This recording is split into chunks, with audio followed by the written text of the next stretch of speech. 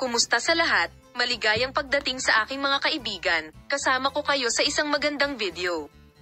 Si Engin Ecurek, isa sa pinakasikat na aktor nitong mga nakaraang taon, ay tumama sa balita na parang bomba sa mga pahayag na ginawa niya sa isang programa sa telebisyon na dinaluhan niya kamakailan.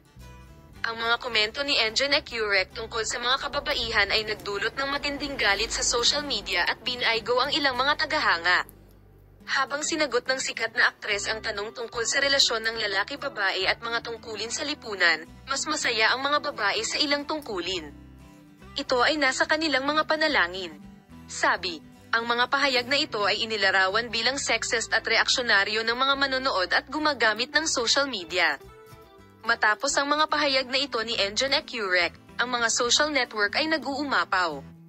Libu-libong user ang nag-react sa sikat na aktor sa mga platform tulad ng Twitter, Instagram at Facebook. Kinukundina namin si Engin Ecurek. Habang naging mainit na paksa ang HD sa maikling panahon, maraming user ang nanawagan para sa barcoding ng mga lumang serye sa TV at pelikula ng aktor. Ang mga pahayag ni Engin Ecurek ay nahahati hindi lamang sa mga tagahanga kundi pati na rin sa mga sikat na pangalan.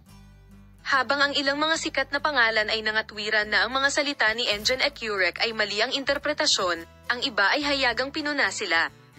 Ang sikat na aktres na si Tagba Buyak Ustan ay nagpahayag ng kanyang reaksyon sa mga sumusunod na salita. Ang kalayaan at kaligayahan ng kababaihan ay hindi dapat limitado sa ilang mga tungkulin sa kabilang banda. Ang malapit na kaibigan ni Engin Ecurek na si Kavang Tatletog ay sumuporta sa aktor sa pagsasabing, "Alam ko kung ano ang ibig sabihin ni Engin, ngunit ang kanyang mga salita ay hindi naiintindihan." Pagkatapos ng matinding reaksyon, humingi ng paumanhin si Engin Ecurek sa isang pahayag sa kanyang social media account. Ang mga salita ni Engin Ecurek, na sinubukang patayin ang apoy sa pamamagitan ng paghingi ng tawad, ay hindi naintindihan. "Hindi ko nais na masaktan ang sinuman. Naniniwala ako na ang mga kababaihan ay dapat maging malaya at masaya sa bawat larangan." Gayunpaman, hindi nakita ng ilang mga tagahanga na sapat ang mga paghingi ng tawad na ito at ipinagpatuloy ang kanilang mga reaksyon. Ang mga pahayag ni Engin Ecurek ay muling nagpasigla sa debate sa mga tungkulin ng kasarian. Kinumpirma ng mga eksperto at aktibidad na ang mga naturang tsismis ay nakakapinsala sa paglaban para sa pagkakapantay-pantay ng kasarian. Binibigyang diin ng mga tagapagtaguyod ng mga karapatan ng kababaihan na ito ay maaaring humantong sa pagpapalakas ng gayong mga diskurso.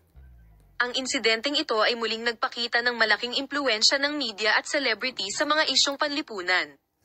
Salamat sa panonood ng aking video. Bibigyan ka namin ng mga detalye tungkol sa paksa.